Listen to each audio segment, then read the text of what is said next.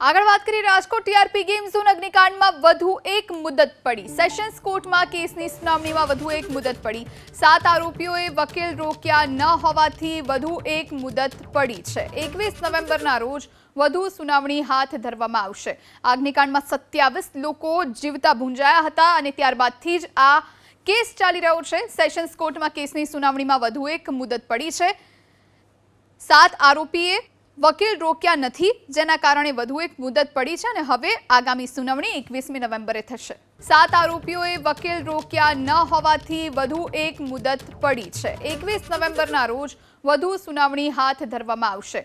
અગ્નિકાંડમાં 27 લોકો જીવતા ભૂંજાયા હતા અને ત્યારબાદથી જ આ કેસ ચાલી રહ્યો છે। સેશન્સ કોર્ટમાં કેસની સુનાવણીમાં વધુ એક મુદત પડી છે। 7 આરોપીએ વકીલ રોક્યા નથી, જેના કારણે વધુ એક મુદત પડી છે અને હવે આગામી સુનાવણી 21મી નવેમ્બરે થશે।